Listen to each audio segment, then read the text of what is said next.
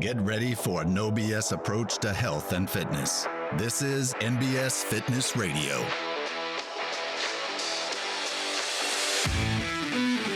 What's up? Welcome back to NBS Fitness Radio.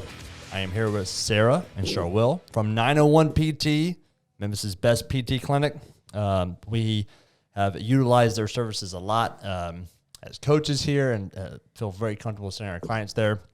So today our topic is the mental aspect of recovery from injury. So I'm going to start with two stories. So the first one is I, out of college, actually wanted to be a PT, and I was doing my shadow hours, and I was doing it at a in-hospital post-rehab clinic that almost exclusively did knee replacements and hip replacements. Just like all we saw, right? Sure. And I remember, like on a regular basis, people would come in and do their therapy and be, I mean, as resistant as possible to any aspect of pain. So much so that I remember like they would ask people if they wanted ice, and almost exclusively everyone would go, no, I don't. It feels uncomfortable, you know. And then like, as if a total knee replacement isn't uncomfortable, right? Well, they're knocked out of that. But, yeah.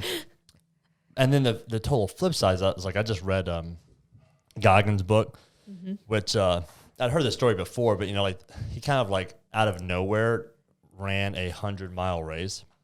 I haven't done no prep for it at all. Like was not before he was a runner. Yeah, it was like 200 plus pounds. Ran a 100-mile race. And basically, like, broke every bone in his foot. I bet he did. Crazy. You know, like, gave himself... There's something to progressive load. Load is a good thing. But there's, like, this mental toughness that he just... Even though he was absolutely injured. Right. Like, we were going to go down that rabbit hole of, like, what's hurt and what's injured. He was injured. Yeah. But he just kept on. And just, like, there was that mental difference. Just, like, there's this giant gap in the mental aspect of recovery. Right. That I think a lot of people maybe don't appreciate. Right. So that's the topic I want to get in today. Yeah. How do y'all approach, you know, the mental recovery? Or let's start with this. Sharwil, what are some of the things that happen when someone gets injured emotionally and mentally? What's kind of going on? Yeah. So I think when it comes to dealing with an injury, typically that means it's taking you away from some sort of activity, and we're actually just talking about how so much of what we do is so much of like who we are as people. And so when you're dealing with an injury, oftentimes the mental side of that, there can be a bit of an identity crisis almost of who am I without this activity? Yeah. And so we meet people in that often where they're either can go one of two ways, kind of no pain, no gain. I am this person. I'm going to make this happen.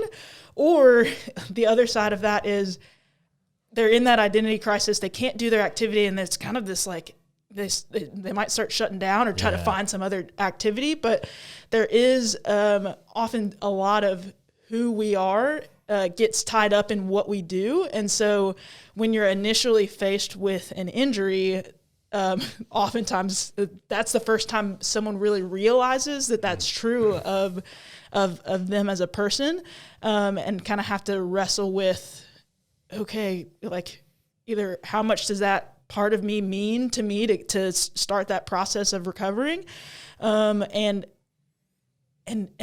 do I like the version? Do I like who I am with or without that activity? That sort of thing. It's a really interesting kind of place to meet people. You know, and like you could almost even kind of segment injuries between like, this is an injury that lets me keep doing what I'm doing, but I gotta make some adjustments. Like this is an injury that takes me away from being able to do what I do.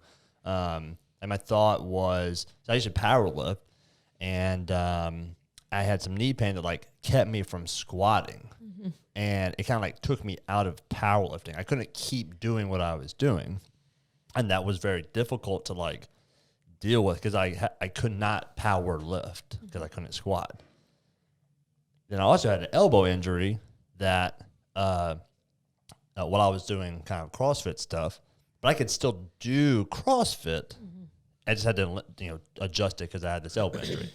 So yeah, that's a good insight into we find our identity a lot in what we do, and it's not just the physical body that has to deal with that injury. It's like mentally, socially, and if you're a runner, and you go run on Saturdays with your friends, and you got a foot pain, community. a foot pain that like keeps you from. I can't go run. Right. Yeah, like what do you do on Saturdays? You don't get to see your friends. So that's or a good exercise is often that escape for mental health, to just be able to kind of go in and do the thing that, hey, I get to shut out some of the things in the world of news or work stuff or what have you, to have your outlet and so that mental aspect of how it can kind of take a toll on folks that are trying to navigate moving forward without that physical outlet in some way, for sure. I think it's also, I do think things get tied to a lot of deeper emotions too. Like you can take body image, right? Like, so, the sad statistic is, for runners in particular, like 40% of runners that get injured never return to running. So that's a lot of people that try running, get hurt, never go back to it. Never. And like a basic human function, running. And the assumption is, I guess I'm just not a runner, right? Yeah. I'm not built like a runner. I'm not built like, I don't know, I guess I can't run. Yeah. And so you get a lot of these assumptions like that, or, you take someone who maybe, again, they're tying the body image of what they think that's supposed to look like. And maybe they don't look like that right now. So it's the assumption of, I tried it, I got hurt, I guess I'm not that. Yeah. And so when they could be that, right? The fact of the matter is that often the injury is simple. You just overloaded a simple tissue, and that can be fixed and that can be managed. And then you can become whatever you want to become. But that's a big mental jump. I like laugh because it's like, you got injured? That means you're a runner. Totally. That's right. how it really works. Exactly. Like, good job, you did it. Yeah, that's what happens when you're a runner. Welcome. What, Sarah, like what kind of, what are some of the common like mental blocks that you see people that appear in your clients? Like what are those?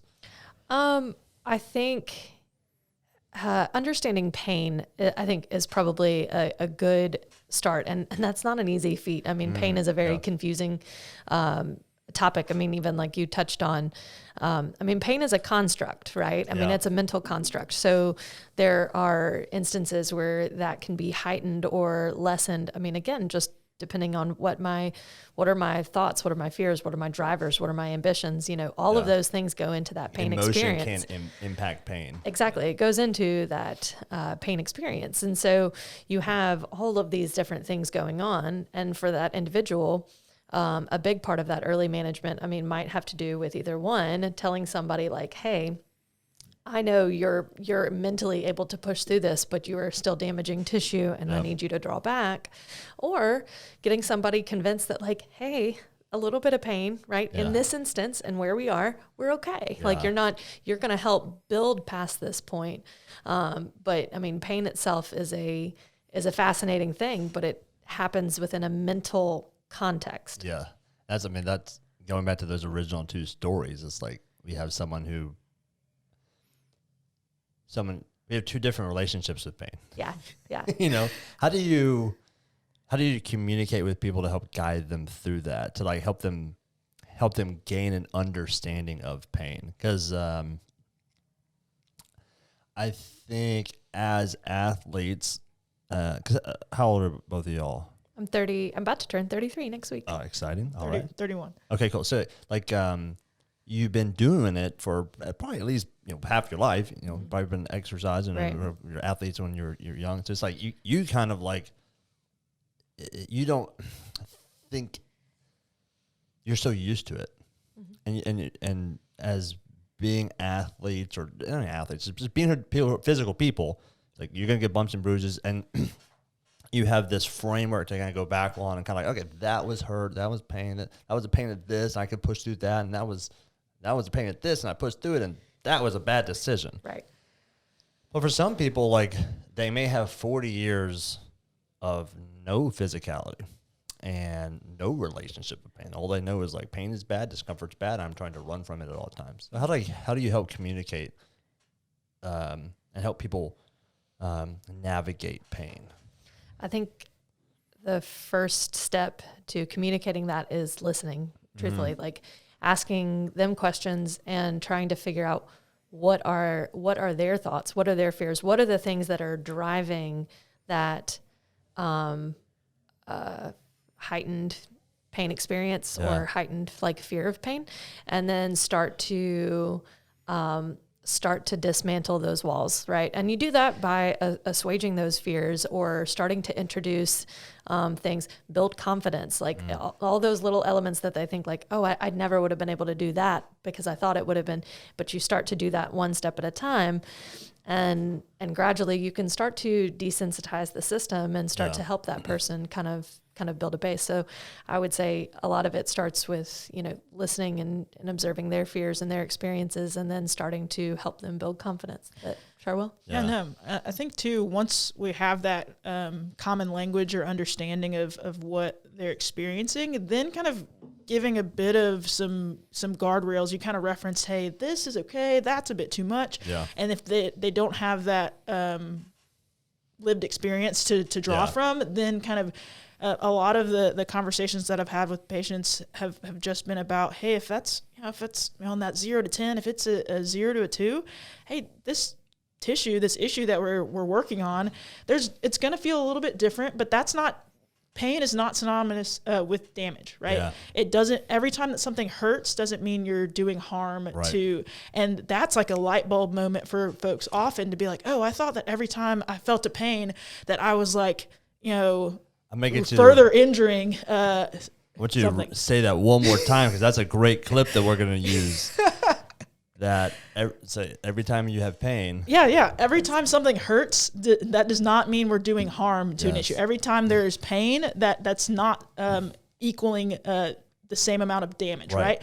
And so when we have that conversation, then it's like, okay, now we understand there's this gradient of, hey, there's going to be some discomfort on board, but that's okay. How does it behave as we go? The more you do, actually, that kind of gets a bit better when I do it. Yeah. Oh, perfect. That's your body kind of acclimating, like Sarah was talking about, to those stressors.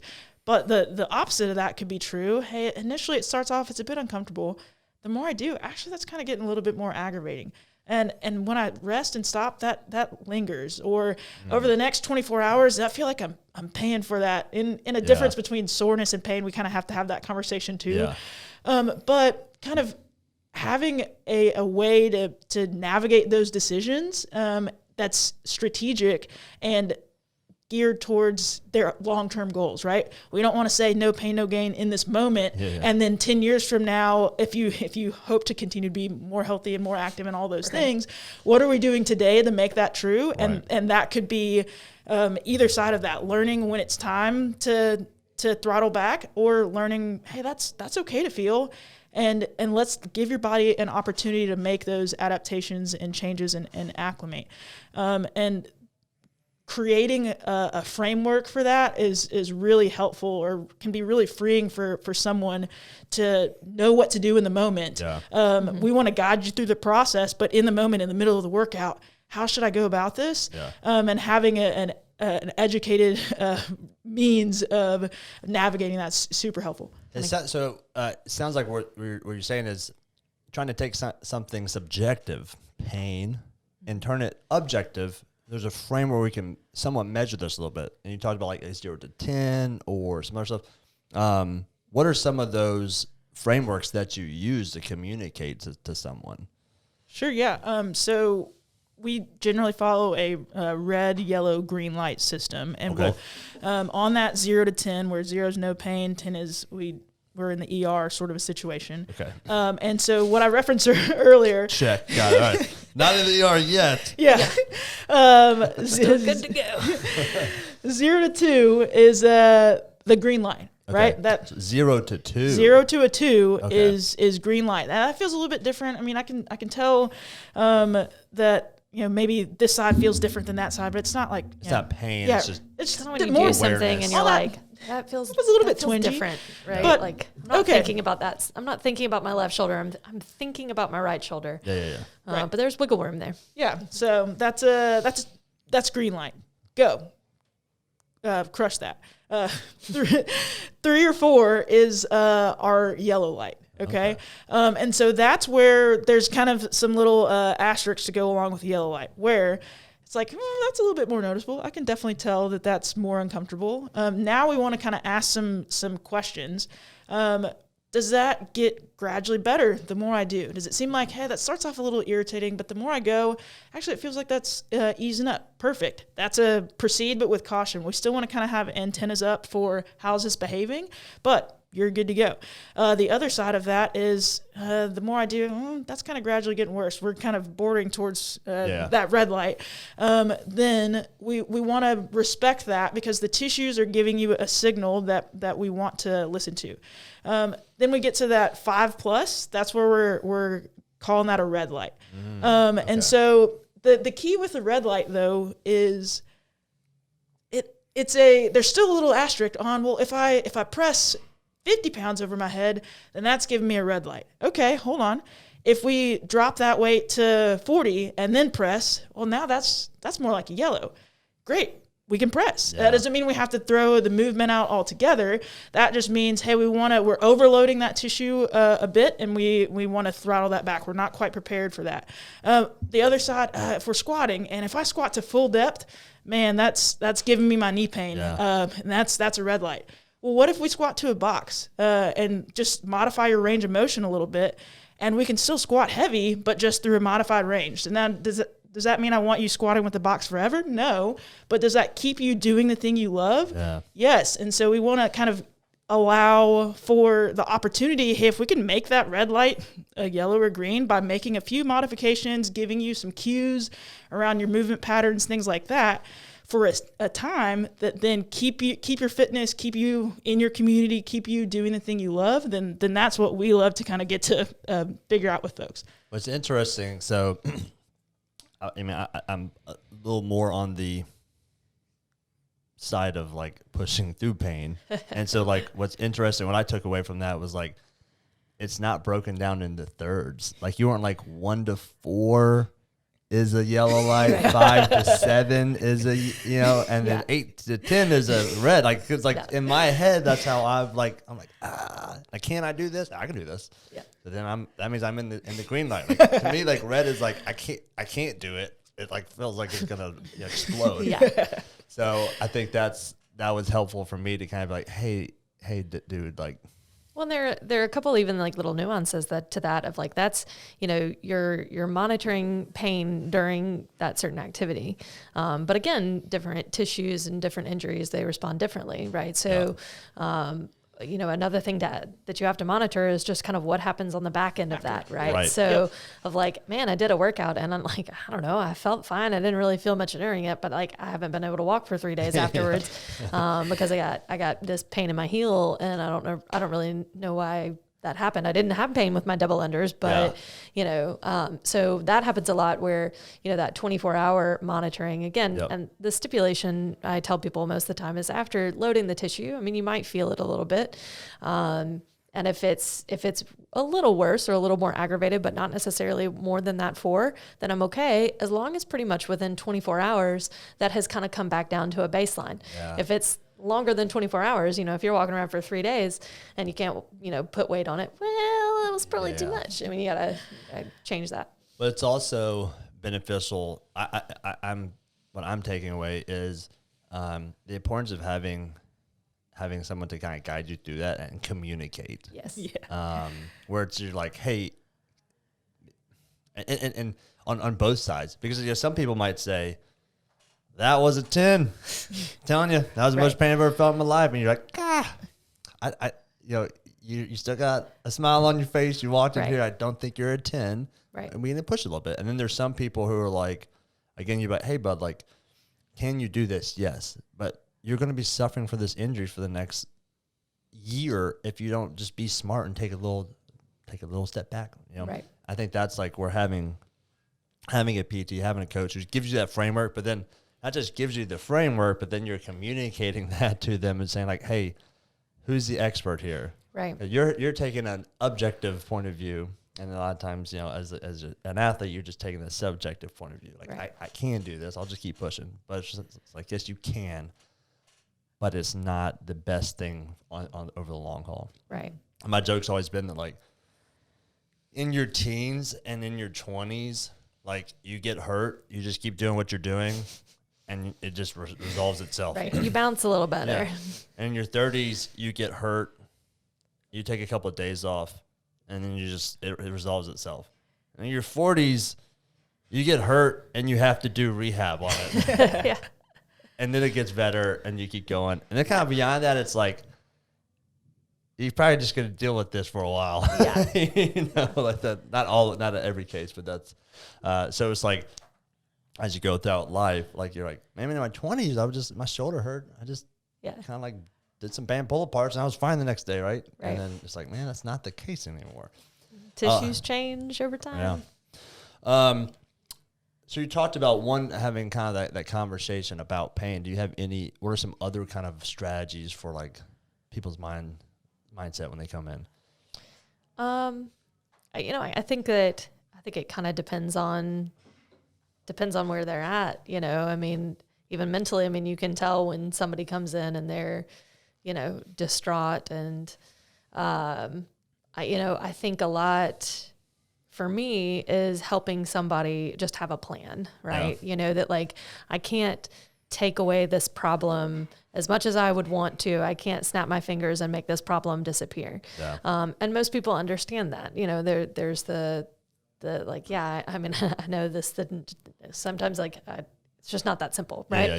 Yeah. But people feel better knowing that there is a strategic plan in place that will help to get them there. Right. So it starts with finding, again, what they can kind of tolerate, and then just laying out a map, and saying, okay, I know you're not here, and I know I'm listening, and I know that's where you want to go.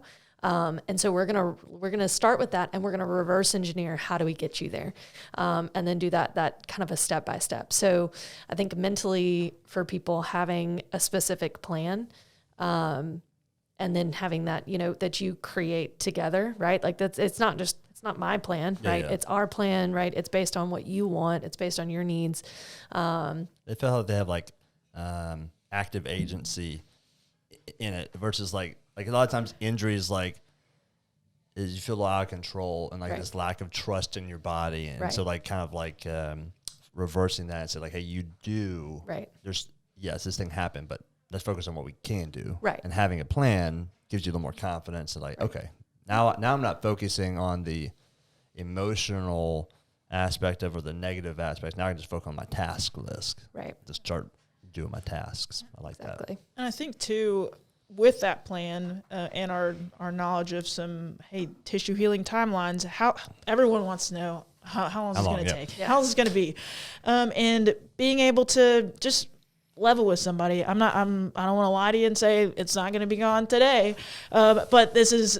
You know, oftentimes when you look at the finish line, it's like, how in the world am I ever going to get there based on how I feel? Hey, we know physiologically speaking, it takes, 6 to 8 weeks to build strength. We're going to start progressively overloading that tissue to get to it to the place where we want it to go. But kind of there's some times where we can give, you're going to feel better pretty quickly. Yeah. It's not going to be stronger yet until this much time has passed. But this is how we're not just twiddling our thumbs in that time. We're chipping away at this, marching towards the goal. But giving, within reason, some frameworks on how long is this going to be, that can be super helpful mentally to just know this isn't going to be forever, and this is well worth investing in yourself now to make that future version of you true. And so just kind of helping people better understand some of the science or the physiology behind, hey, why is this issue is going to take a little bit longer than your buddies because it was a different something that was aggravated or a different history, different things like that, to be able to better kind of process what the recovery is going to look like. And laying out that next step, because again, you can get so focused on the finish line that it's like you get overwhelmed or, but hey, this is what we're doing today to get there. Don't stress. Like, I got you as far as what the plan needs to be, but here's what I need you to do this week to get where you want to be in 3 months or whatever. And getting to come alongside people and make that tangible and give achievable kind of goals along the way is super helpful from the mental aspect of recovery on seeing how you're going to get there, or having somebody to help you see what that needs to look like. And Sharwil, I think that she highlighted on kind of a major pitfall that I see people kind of just get trapped in.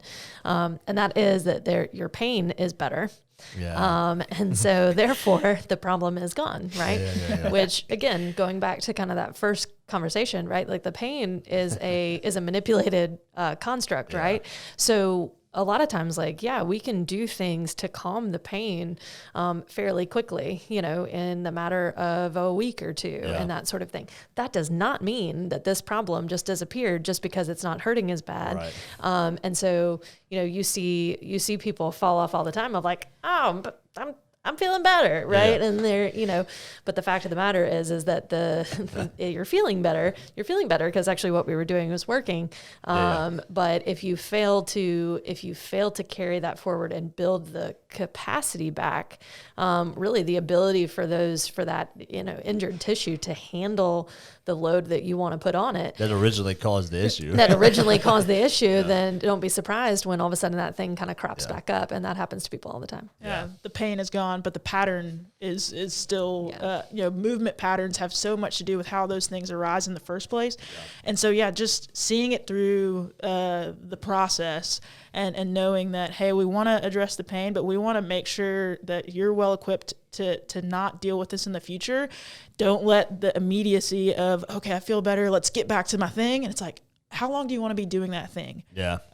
If you want to be doing that thing for months, years, decades, then spend the time today. And how comfortable do you want to be doing that thing? It's well worth your investment in your today's self to get to where you want to go. Set yourself up for success. Yep. Yeah. What about return to competition? Because I was just thinking about, I think it was Sarah Sigmund's daughter in Wadapalooza here recently. She had a ACL reconstruction. Mm-hmm.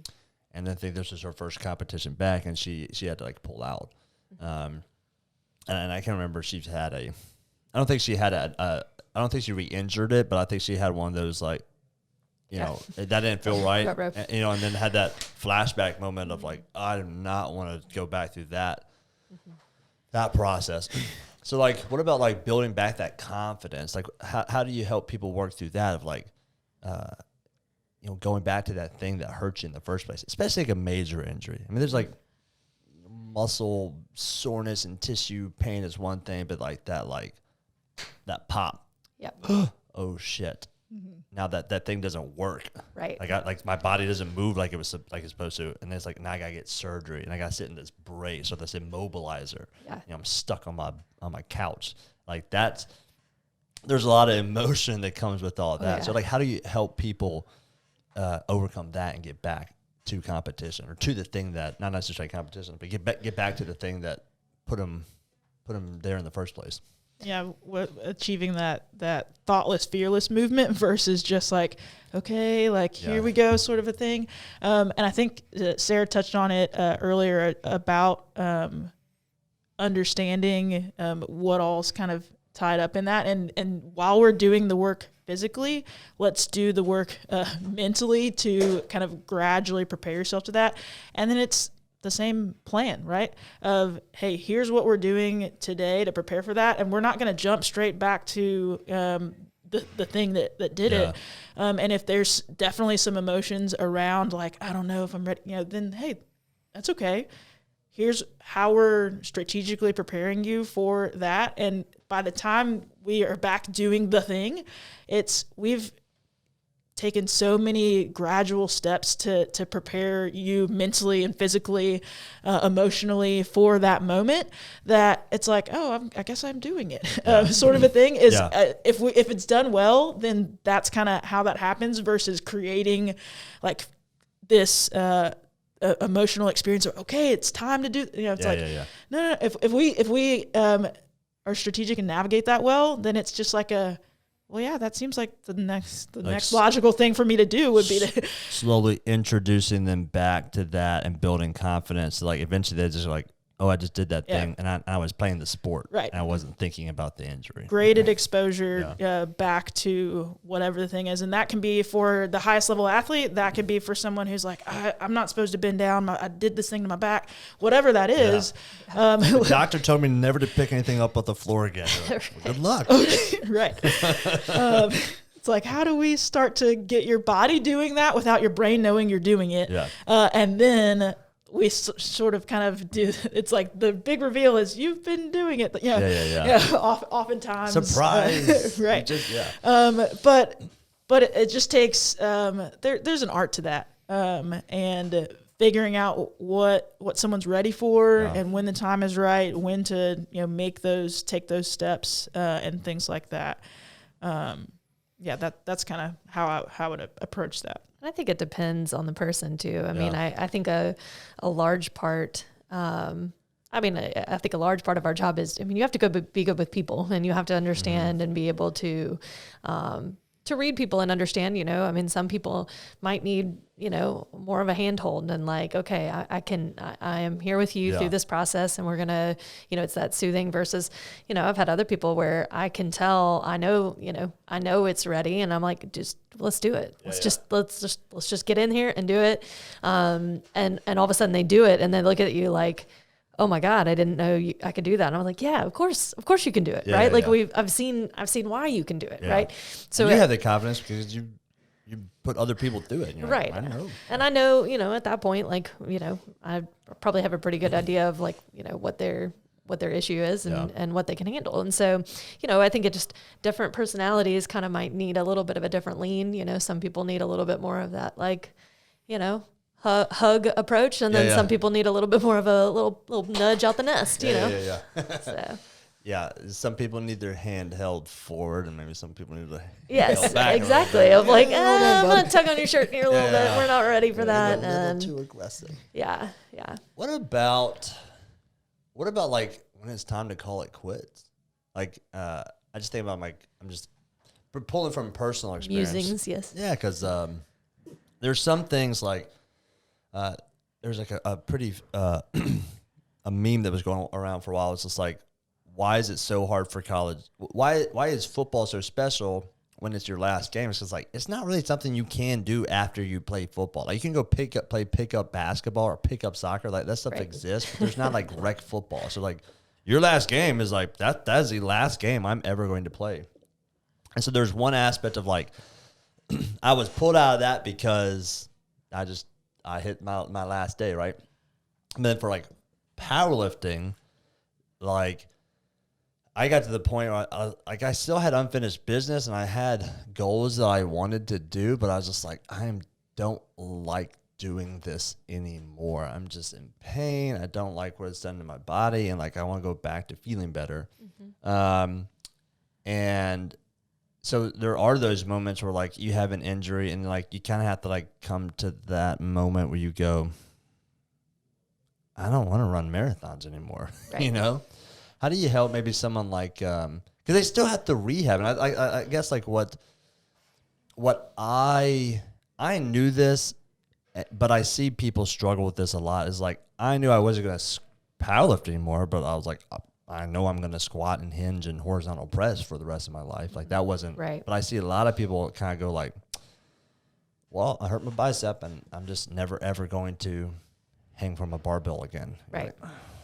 Like, this is kind of a functional movement you need. Right. Or like, maybe you don't run marathons, but like, you should probably be able to run. Right. How do you help people work through that?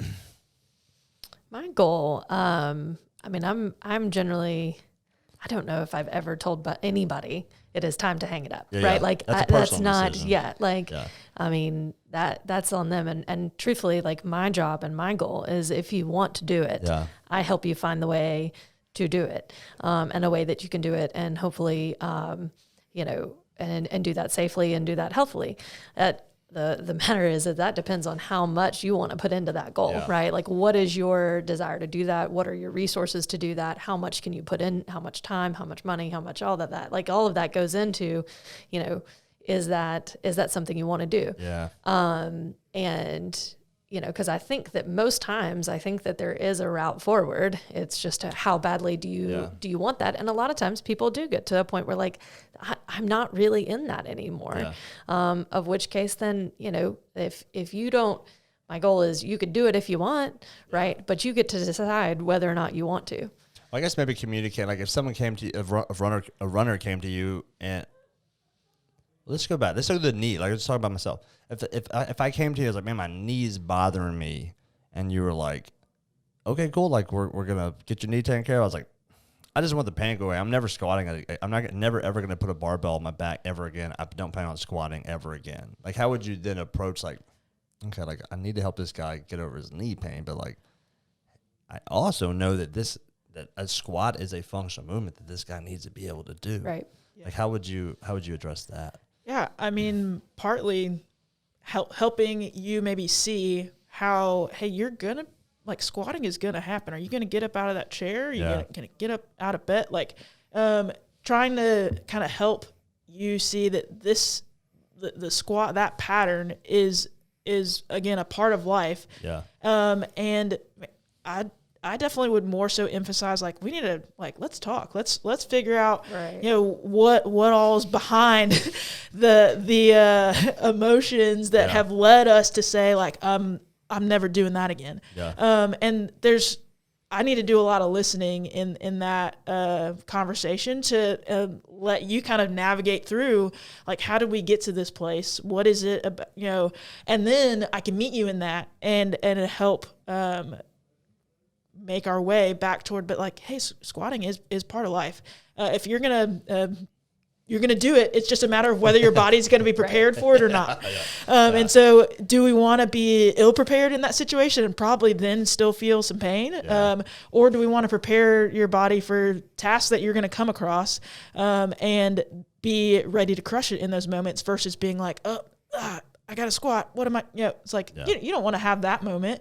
And if we truly, if I want to actually fully recover from the issue, then it'd be a disservice to you to not gradually reintroduce that, gradually load that, have you leave your time with me feeling like, man, I'm a boss and I can squat again. Like, but what that's going to look like is definitely going to depend on how that first conversation of let's unpack that a little bit. Yeah. What do you mean by that? And then I'm just going to sit and let's see what's going on behind the curtain that we need to releasing the pressure. Yes. Let's let it go. Let that out.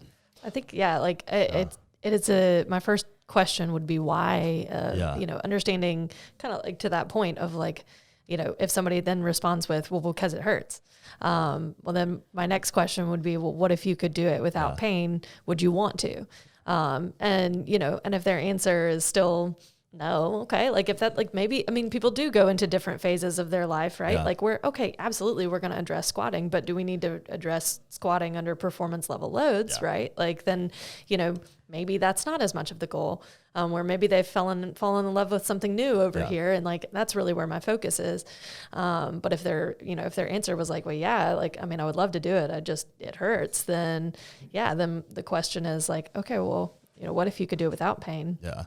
What I've seen happen, so like in college football, I think so many of us, all your training experiences are under pressure, maybe would be a good word, or expectation. So it's never like, I'm going to go work out because that's what I want to do. It's like, I had to be there at 6 a.m. Right. And after this workout, I'm going to get yelled at the whole time. So, so a lot of guys were like, you know, when I'm done playing college football, I'm never squatting again.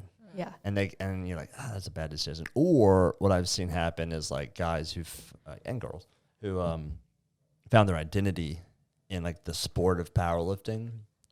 And then one day they decide I don't want to do it anymore. And instead of like saying like, well, what can I take the good things of this and then apply it to the next thing? They just cut it off and said, I'll never do that again. And it's not like they like some of them use it in transition, but some of them just like transition to like not exercising at all. And I was like, well, that's not a good thing. So that's kind of what I was kind of thinking through. What about when someone's been given what they take as like professional advice? And I know you guys have dealt with this as we have as well, where someone has been told, like maybe from a medical doctor, never deadlift again. Ooh. Yeah. Right. Oh gosh. Like it's like they had a herniated disc, and you should never don't deadlift ever again. Yeah. And like that's been implanted. That's a seed that's been planted in their head that from someone that they see as the most educated person. So now how do you address that? Yeah. No, Challenge. it's a process. Yeah. Part of that is like, hey, we got to get to know each other to the point where you trust me, and know that like, hey, in my heart of hearts, I want good for you. I want you to live a long, healthy, full life. And if you're gonna pick anything up off the ground, maybe you're not. Maybe you're gonna avoid that forever. But like, if that's a thing of like, hey, our bodies are strong and capable and resilient, and the half-life of the discogenic material, like that's not even there anymore, probably. Yeah. That might not have been part of why you're having pain to begin with. And regardless, we want to make you the most resilient and capable human possible. Yeah. And if you're going to help a buddy move or pick up a grandkid or any of those things, then it's something that, again, it is likely happening. It's just how well prepared your body is for it. And so first we got to, build some trust and have some common language for me to know that I'm not going to say, hey, like go pick up 225 pounds today. Yeah. But like, how do we start to gradually reintroduce that? Oftentimes we're if needed, we can deadlift without calling it a deadlift. But let's kind of gradually start. A hip hinge. Or just like, hey, kettlebell hip hinge. do you want to know how to like that makes it feel better. Lift with good form? Yeah. Okay, cool. And we're lifting with good form, or like, and we're deadlifting. We just don't have to call it that. We don't have to use a bar, but what have you. Yeah. There's ways to kind of navigate it a bit, but it's a gradual process on understanding, again, that what Sarah said, is that something that you'd like to do, that you maybe just are nervous or afraid about, and how do we gradually get that back? If you could do it without it hurting, is that something you're interested in? Yeah. And figuring out a little bit of that why, or but again, just quelling the fear around it, because it's like, hey, the movement, deadlifts are the best way to get it back strong. Yeah. Is deadlifting with good form. And so let me teach you that, and let's kind of unlock or open up just, again, a functional movement pattern that's a part of life. Let's get you back. I like the terminology like resiliency, and be able to like take on the task that life is going to throw at you. And I also like, if you could do it without pain, would you want to do it? Mm-hmm. And if not, and I think that the follow-up question I would have is like, and if not, why? If it didn't hurt you, why would you not want to be able to do this, Because it would seem that the ability to pick up something heavy off the ground would give you a lot of confidence in everything else, If you can deadlift your body weight, you can probably pick up a kid. Yeah. Yeah. Well, and I think that I was wanting to chime in when you mentioned that power lifter that just shuts it down, and they're like, hey, I don't care to do that anymore. It's like, hey, but do you want, like, I want you to be a healthy, strong, capable human. And we're not doing this for a competition or for to get first or any of those sort of things. We're just doing this for like life.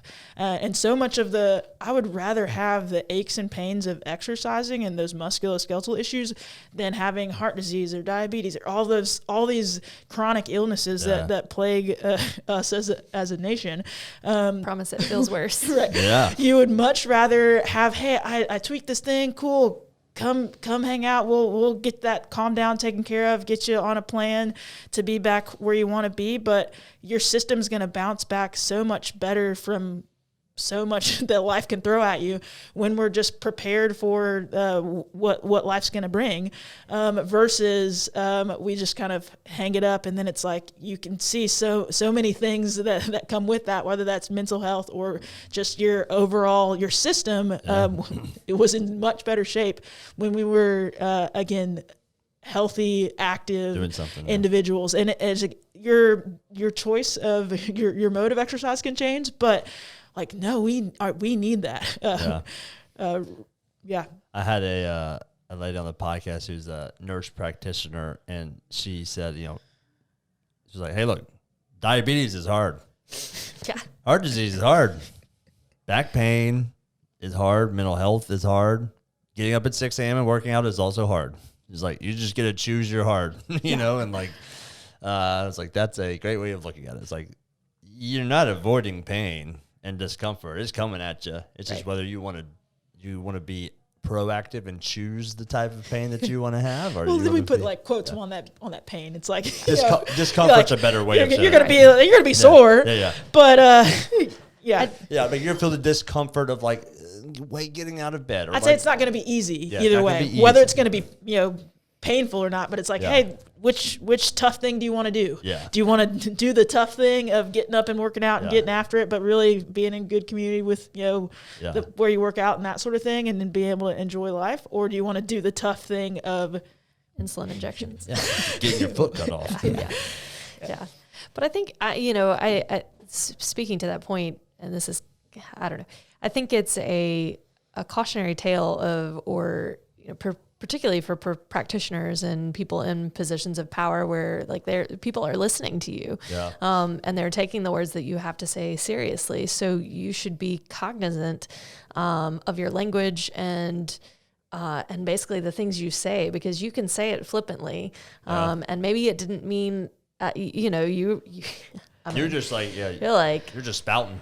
Right. You're just, spouting, but that person like heard, I have the back of an 80-year-old and I'm 25. Like, oh God, so I don't know. I mean, like, people do latch on to the things you say. Yeah. And so I think that treating language like it's important and using language that helps to facilitate that person's growth, both inspiring like a healthy level of concern when there needs to be. Yeah. I mean, I think that that's fair. I mean, I've had cases of where I really needed somebody to understand like what the risk factors are. Yeah. If you're going to continue to run on a fractured hip, I need you to understand that like, is a hip replacement tomorrow worth you doing this when you're 38, right? Yeah. Or, and so there's the flip side of using language of like, okay, like there is I can impart a healthy level of concern when there needs to be,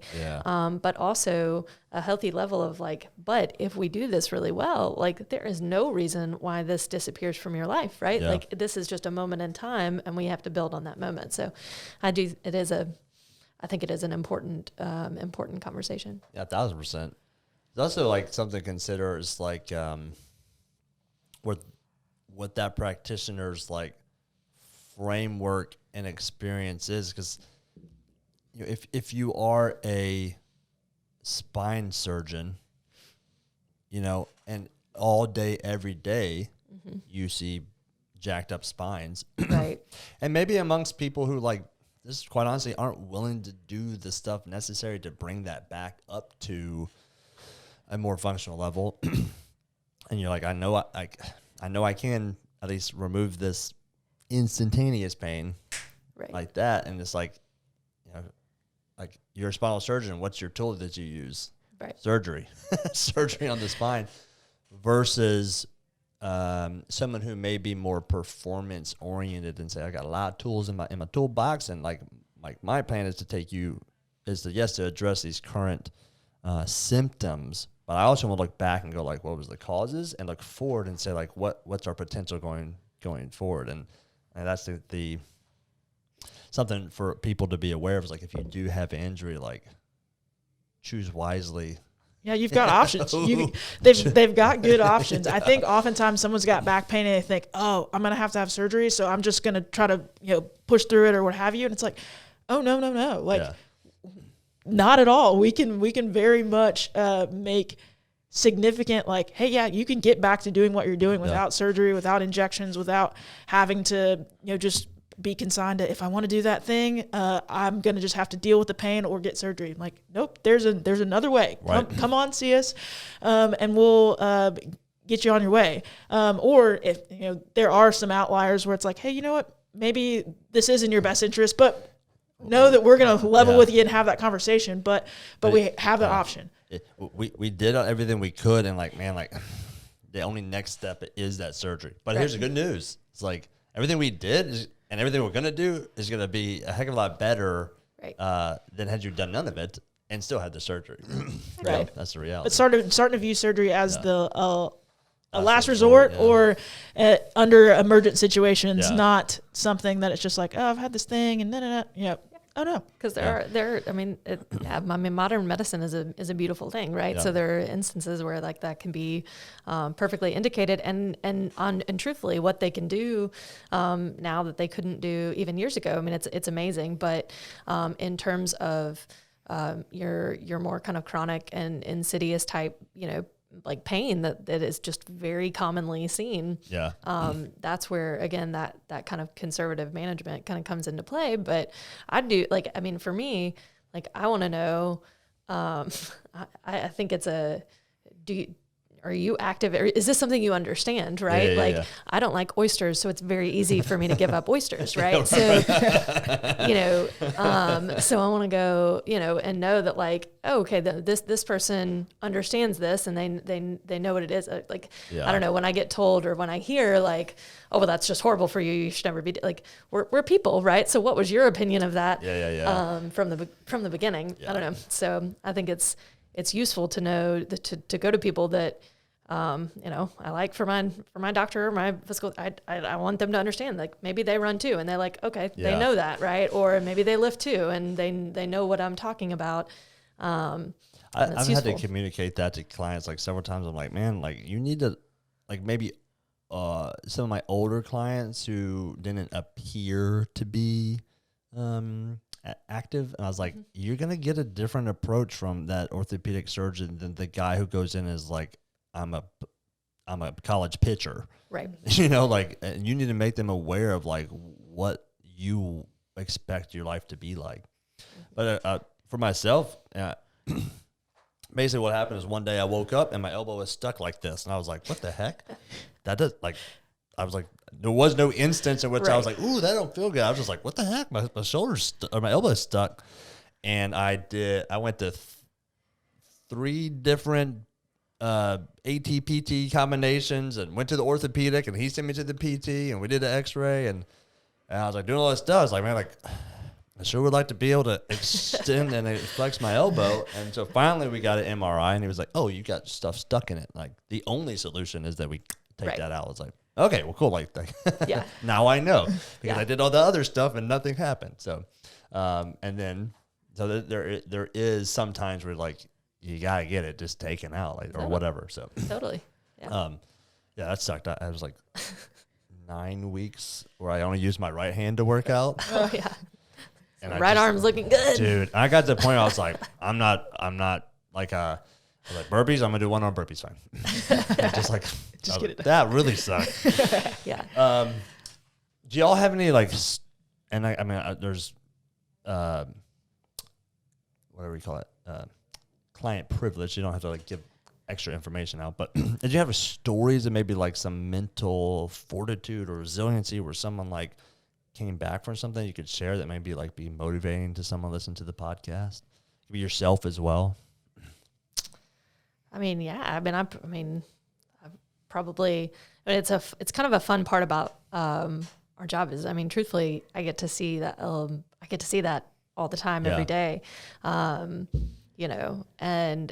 that could be that could be somebody who, I love treating that person that that maybe isn't very active, but never really knew how to do anything and Yeah. was never taught any different way. And, you know, even if they wanted to, right, like the barriers of entry sometimes of, you know, of like, I don't know, I don't know what I'm doing. And I get insecure in the gym and all these guys are doing like all this stuff and I don't know. And, you know, and I've just never, I don't know, it's fun to watch those people to help introduce some of these movements and then, you know, and see if you can get them to see if you can get that to take. Yeah. And understanding like, and that's a fun role that you just played in that person's life of just taking them from a point where like maybe they would have never done those things, but you introduced it. And hopefully, you know, you got them set up with a gym or a trainer or something like that that can just keep that good work going. You know, that's really fun, you know, to take that that's just as fun for me, as is seeing that person that like, you know, that they've been enriched and entrenched in this activity and then taken out of it. And then they've gotten back to it. I mean, that I love to see that every time, but even just that person that maybe they didn't have the confidence or the wherewithal to do it before, but they do now. Like, I don't know. That's a special moment. I think the beauty in weights for those types of people is that like it's so objective. You know, I did 10 more pounds. Right. I just lifted my body weight. Holy crap. Yeah. You know, because, you know, especially when people have no idea what the weight is on the bar. Yeah. They're like, how much was that? And you're like, that was 150 pounds. They're like, oh man, like, and to see that. Yeah, it's the power of not telling them, Yeah, right? yeah, Like if they told them, like, Yeah. you know, they might be like, oh, I don't know, I can't do that, right? Right. Do you have like anyone specific, like a specific thing, one that comes to mind? You may think about it. You have someone, Sharwil? I can think of kind of both sides of that coin that Sarah just mentioned. I can think of a specific person that came in with, you know, kind of plantar fascia foot type pain, and it had been bothering her for years. And it was kind of just like, I feel like I've tried everything and I don't even know, but like, you know, give me your best shot. Like, let's see what you can do. I don't know. I might be hopeless. That's where she started off. And so it was very, you know, just walking in the grocery store or, you know, to the mailbox, up the stairs, things like that. I was just like, if I could just not hurt with that, then I would. Plantar fasciitis sucks. It was hard. I had it once. It sucks. And so to meet her in kind of a almost defeated sort of place, but she was like, I mean, she took the step of like coming in, right? So I'm like, I was so proud of her just to begin with. And I'm like, I'm so fired up and glad that you came here because like we're about to handle this for you. And so I was jazzed and just kind of trying to help her get excited about like the future version of herself that like, let yourself think about that. Because she had kind of just gotten consigned to like, hey, if I can get through this day, she's not really thinking 10 years from now. She's just like, you know, I need this pain like to be able to function in my day-to-day life. She wasn't worried about, you know, any sort of fun things even. It's like, oh, maybe I'd like to go for a hike, but I don't like just grocery store. Let's start there. I like that. And so we just meeting her in that, helping her understand that like, hey, it's hard. Like to be where you are, like I feel that, I understand where you're coming from. But know that like this can and will get better. Here's the plan of how we're gonna get there. Don't let that the finish line freak you out and you know, make you intimidated of the journey. Let's just take it a step at a time. And so for her to have gone from like, I don't know, like do your best, but I know I'm probably going to be a tough case. To like get to a place where, you know, by the time we were done, you know, she's like, yeah, I was, you know, walks around the neighborhood. We got her, you know, going up to the croc, and she had a couple EMOMs that she was doing. She got a, you know, her deadlift EMOM with a few movements complementing that, and then her squat. So teaching her how to deadlift, teaching her how to squat, getting her to a place where not only are we working on the capacity of the foot and those muscles, but like, I mean, if walking around the grocery store was taxing, it's like her whole system needed some love, right? And so introducing her to not only like, hey, cool, you can walk around without pain. what else do you want to do? Now what? And it was just kind of like to get to see that unfold and her go from like, I never would have viewed myself as this type of, exactly what she said, as this type of person. And so she had signed up, and then she's like, I'm thinking about signing up for tennis lessons. I don't know if that's a smart idea or not, or like, is there something? And it's like, man, that's awesome. Like, okay, yes, I'm so glad you told me, because we do need to maybe introduce that a little let's bit. Introduce some agility type things to prepare your body for that, because they're probably going to have you, and like she hadn't run, but like they're probably going to warm up with like a little jog, and she was like, oh, really? So then let's start doing some skipping, let's start doing some hopping, and we had done that to an extent, but not tennis specific. I saw her, she went, did the first class, came back, and was just like, I'm so glad that we practiced that, because that's we literally the first thing they told us to do was do a little jog around, but it was just like, but I'm doing it. I don't know if tennis is going to be my thing, but now I'm just excited to try new things. And she knows she can. Right. And if there's a hiccup, then it's like, cool, I can, like, if I need something, I can just call, like, yes, oh, please. If you want to try something new and you want to get geared up and ready for that. But it was just like this light bulb of like, okay, it's okay for me to want more, and I'm actually capable of more. And even though she didn't see what that could look like at the beginning, then just to kind of see this like, that might be fun. That might be cool. And I think I could do this. And even if something comes up along the way, I don't have to be afraid of it. What do I need to do to prepare for this thing that I think it might be cool? And just to kind of change her whole thinking of how do I tiptoe around life to like, how do I enjoy it and try new things and stuff like that. So awesome. That was super cool. And that was, long-winded. But the other person who is a little bit more of a I think it goes here. Okay. But had been dealing with some back pain for a good long while. Has tried all sorts of, has had PT, has had this, has had massages, has had all of these other things. And it's just like, hey, I know it's not going to be an overnight thing, because it's been going on for a while.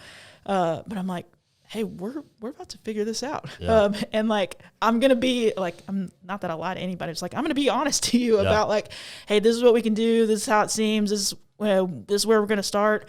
And we're going to make sure there's not stones unturned, what have you. But just kind of like, I need you to like, are you in it? Because I'm in it. And let's figure this out. Let's not have 10 years from now, I've got this back thing that I don't conventional deadlift. I only sumo. Yeah. It's like, hey, if you choose to do that, but it's like, I'd love to do conventional, but it just bugs my back. I can't do it. And so to be able to meet him in that, and he's like pushing through, and it bugs me, but I can do it. It feels great when I work out, but then afterwards I'm paying for it. Yeah. To have that person who's super highly motivated, but like kind of riding the rails a little bit, to then be like, hey, okay, like I'm give you some guidelines of like, hey, don't just tick it off over and over again. Here's what's okay to feel. Here's what's not. Yeah. But then to within 3-4 weeks, it's like, all right, let's put some weight on the bar and let's do this. And he texted me after a workout and was like, I just did that whole workout and I didn't feel my back, and maybe I'll feel it tomorrow. I don't know, but I'm just super excited right now. So, it was just, those moments where someone who is used to no pain, no gain, what have you, I'll just deal with it. I just love, or it feels great when I work out, but I don't really know what's going on or why. To then meet them in that, not stop them from like keep going to class because I want that. Let's make some mild tweaks and then give some TLC. Start strategically loading a few structures that are just missing out on how well they can be contributing to the movement, and then gripping and ripping. And it was just like, oh man. So to let him then go from thinking like, I'm going to keep doing the activity, it's just going to hurt when I do it, to like, no, that doesn't have to be the case at all. And let's figure that out. And I'm in your corner. You might get out there and get, okay, this happened. Cool. Let's problem solve around it. But for them to kind of take ownership of not only the recovery process and really commit to themselves, but then to also say it's worth it to me to do these little things to be active and doing what I want to do. I don't know. Yeah. It's cool to hear how their emotions are also tied to their physical life. Yeah. And how you open doors for them to experience life more fully. And they just needed a guide to show them. They just needed someone to show them, hey, this is what's possible. Yeah. That's awesome. I had a case that, and sometimes different things can be more or less kind of difficult to manage, but, I had a runner, and I thought for sure, I felt pretty strongly that she probably had a hip stress fracture, which is generally going to be one of, a little bit one of the more slow going, more conservative, a little bit, more difficult kind of management. Which, she had kind of come to me first. And then there's that hard conversation of like, yeah, no, you need to get an MRI. I mean, like I can't mess around with this thing, right? Like I don't know what's going on in there. And if this is it's small percentage chance, right? But if this is a certain type of stress fracture, right, we could be dealing with, something fairly serious. So, but of course, like even, she went to the physician didn't want to do the MRI. So she came back to me and I was like, no, like you need an MRI. Like I'm telling you, like this is not something I say all the time, right? But like you really, really need this. And so I got her set up, and this, this kind of unfolded over the matter. I felt so invested in this case. So she got her results back on the MRI, and it was a Wednesday, and I called her and she was like, didn't you get married today? And I was like, yes, I got married. I was like, I got married about an hour ago, but let's talk about the results of the MRI. She was like, you're calling me on your wedding day. But it was I wanted to know. And it was so fun, like watching that, progression, and it was slow and it was tedious. Did she end up having it? She did end up having a stress fracture. And so, and we just dealt with that. Like, okay, well, this is nothing new. This is nothing surprising, right? Like we knew, we knew this was here. Quite honestly, this was just a confirming of it. And so, so let's lay out our plan, from what we do now, and, the good news is this is day one. And we're, day one of moving forward, and now we know what we're dealing with, and we can build. And it was a slow progressive, build, but it was also fun to take, a runner and be like, okay, let's put a bar on your back. And let's do deadlifts. So, if I need to get the hip and the pelvis stronger, load is the way to do that. Yeah. So to take somebody that, didn't have, a huge background in that, and work them towards that, and maybe integrate that into their life and into their training so that they're a healthier athlete, a more balanced athlete on the flip side of it. Then, truthfully, that was a rewarding case, I suppose, to see that, come all the way through. And she's running, she's back to running, and no pain and no problems, and we'll hopefully stay that way. That's awesome. Why did the physician push back against the MRI?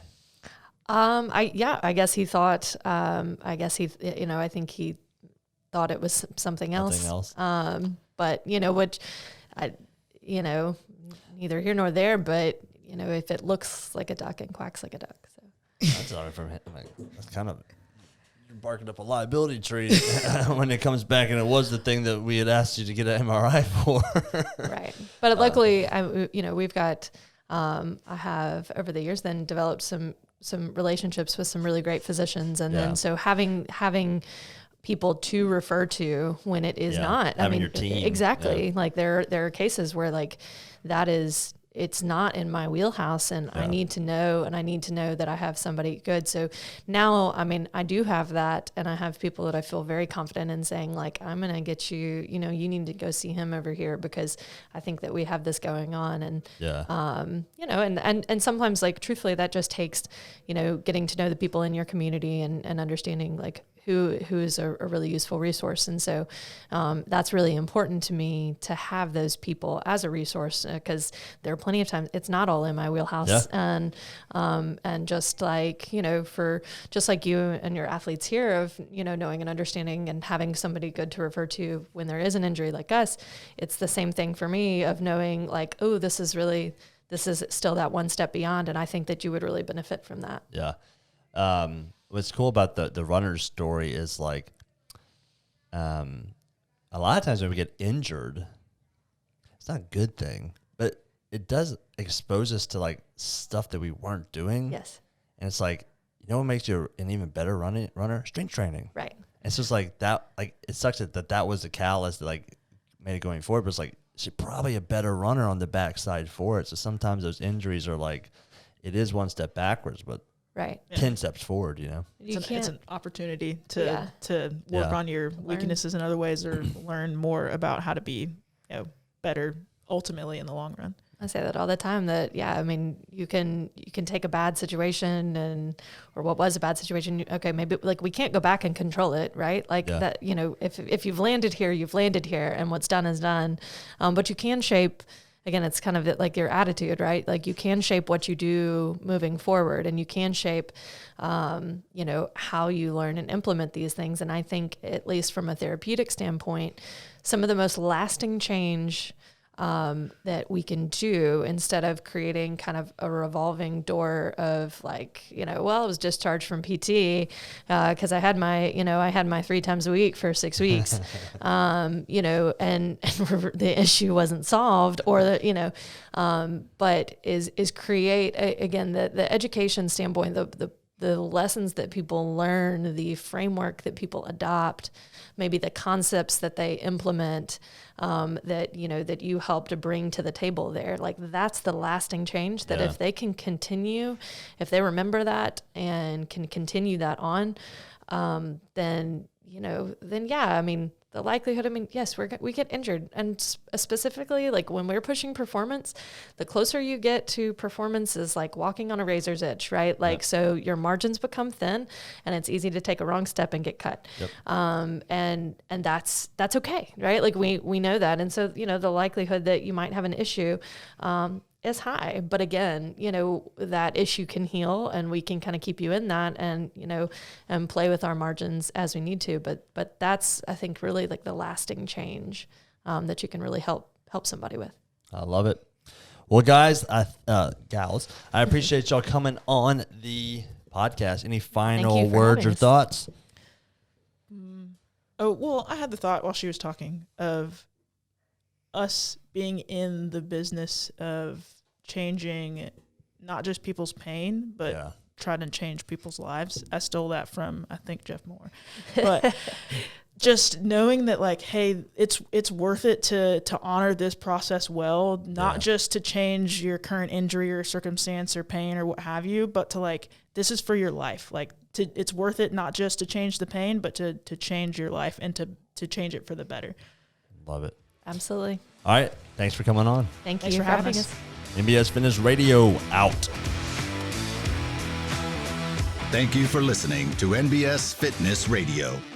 If you enjoyed the podcast, be sure to share it with your friends, follow us on social media, and check out our website at www.nbsfitness.net. Hit the subscribe button and tune in next time for more NBS Fitness Radio.